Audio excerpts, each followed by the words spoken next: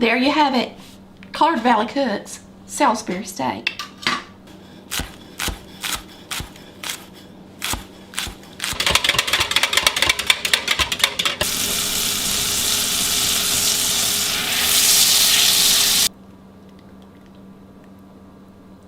We're making a family favorite. This is a great dish to make during the holidays for your family. It's something that you can mix up, put in the oven, and make the gravy while the meat is cooking, and everyone is going to think it's amazing. Salisbury steak.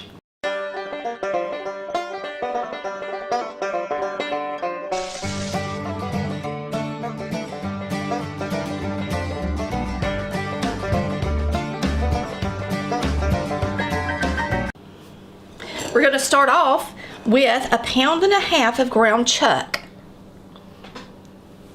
I'm going to put in a 1/2 teaspoon of pepper. We're going to use a packet of Lipton onion. I chose beefy onion because this is a beef dish.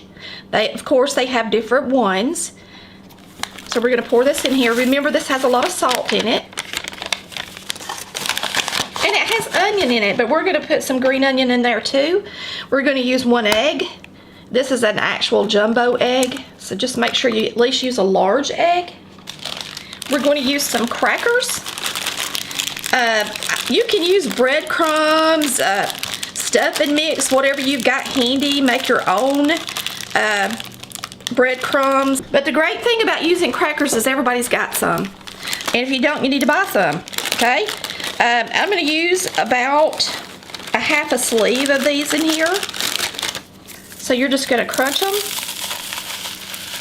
See how easy that is? It's not hard. It's a great ingredient to have on hand. If you have oyster crackers, you can use those too. Just crush them. Now I'm going to set this down here for a minute, and we are going to put in some green onion. I'm going to put in 2 larger green onions. And you can put as much green onion in yours as you like, but we like it, and so I'm going to put a good bit of green onion in ours. So we're just going to dice this green onion. Good thing about dicing the onion and putting it in there is it's not going to separate your meat like big chunks of regular onion will. If you like our cut boards or anything you see in our kitchen, you can go to www.coloredvalleycooks.com. There are tabs at the top for different categories for you to buy and purchase my favorite things through Amazon. And then these cutting boards are actually through an individual guy named Kevin who makes them custom made. We're going to get this onion in the bowl. Now for our secret ingredients. Everybody should have these ingredients at home. I'm trying to make this simple so that it's not hard for you to make it. We're going to use some yellow mustard. We're going to use about 2 teaspoons. I'm going to use a couple of tablespoons of ketchup.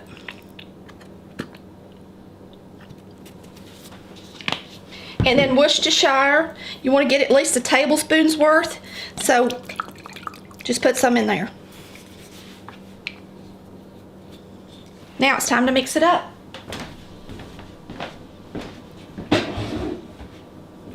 It is just too hard to try to mix up a meatloaf or steak, or there's a lot of things you just need to use your hands for, and this is one of them. I was going to try to do it for those that hate me cooking with my hands, but let's do it like I would do it, like Mama would do it, like Granny would do it. We're using our hands, mixing this up. Smells so good already. We're going to make some patties out of these, and we're going to place them on a pan so that we can cook them in the oven. Now, the good thing about using the oven to do these is because they have a lot of ingredients in them, especially ketchup and stuff like that, they'll tend to want to stick to the bottom and burn.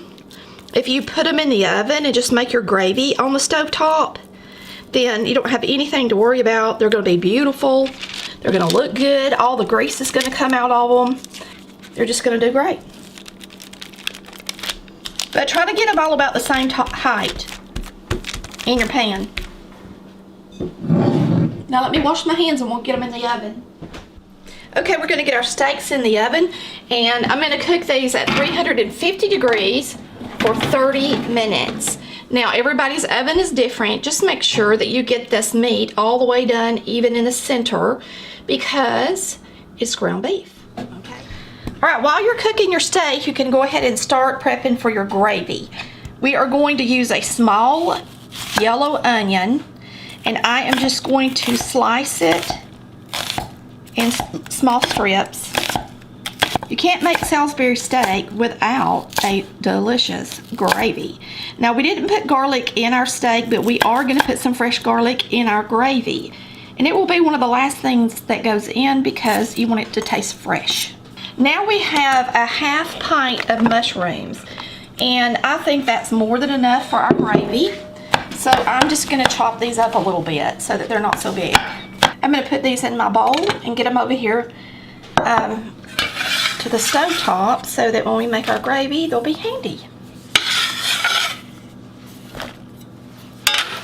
So there's our mushroom and our onion. And our garlic will go in last, okay? After our gravy is really made. All right, let's go over here. Now we can go ahead and preheat an iron skillet. Right now it's on a low temperature, preheating. And while we do that, we can go ahead and put a ½ stick of butter in our skillet and let that be melted. I am going to open up some beef stock. Now, I prefer stock over broth. So if you're making it and you want it to be hearty, then buy the stock. And if you have some on hand that you made at home, of course, use it. It smells so good. I say we use it all. This is a 32-ounce container of stock, so let's just use it all. I think it'll probably be right at 4 cups. Now we're going to put in some cornstarch. We're using cornstarch instead of flour so that our gravy is a nice clear brown gravy, okay? If you use flour and milk, then it would be cloudy and creamy looking. That is not what we want. So I'm going to use cornstarch. I'm using the tablespoons, and I'm actually going to use 5. Now we're going to mix the cornstarch in our stock. Make sure you beat it good. You want to use a wire whisk and make sure that cornstarch gets down in there good so that you do not wind up with a lumpy gravy.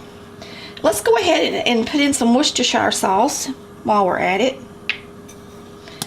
Put in about a tablespoon.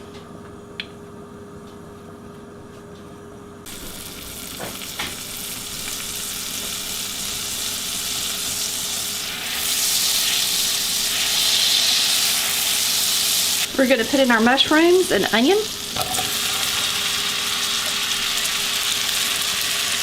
I'm going to go ahead and put in a little pepper, about a ½ teaspoon. And we're just going to let these get a little bit soft. And then we'll make our gravy. But let these simmer just a few minutes and get soft. And continue to stir them so that since you've got so much in the skillet, you want to make sure they rotate. Alright, that looks about right to me. You don't want to just cook it to death. You want, to be pretty in your gravy. Now I'm going to whisk. You can see that the cornstarch is kind of made its way down to the bottom of my stock. So we're just going to whisk it really well. And then we're going to pour it into the skillet.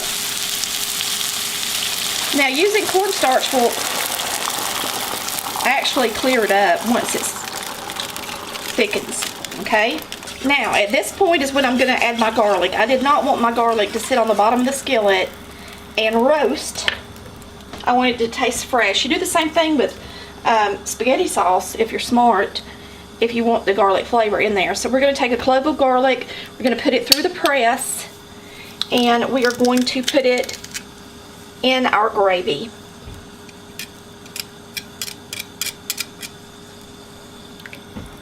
And one ought to be plenty to give it some flavor. So we're just going to wait till this heats up and thickens. It'll just take a minute. Okay, our steak's got about 4 minutes left on the clock. You can see as it heats up, it's starting to turn brown. So the color of the stock is going to come back, and the starch is going to turn clear once it heats.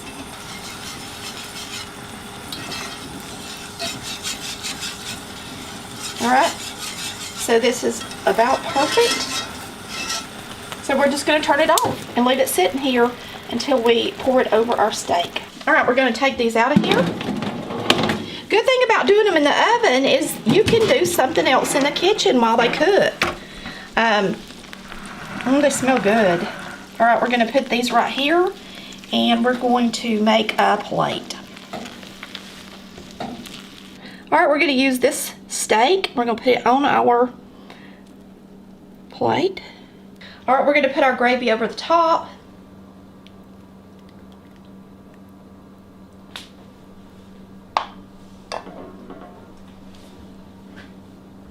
There you have it. Colored Valley Cooks Salisbury steak. Does that look good or what? Be really good with some cream potatoes, y'all. Let's have a taste.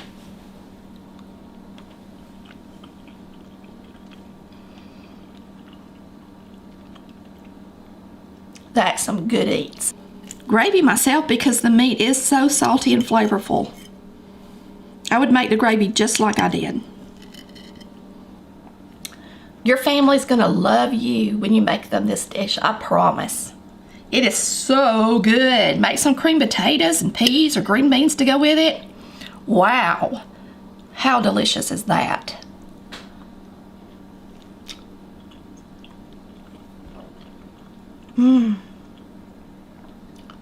Thanks for watching Colored Valley Cooks, where we cook like Mama did.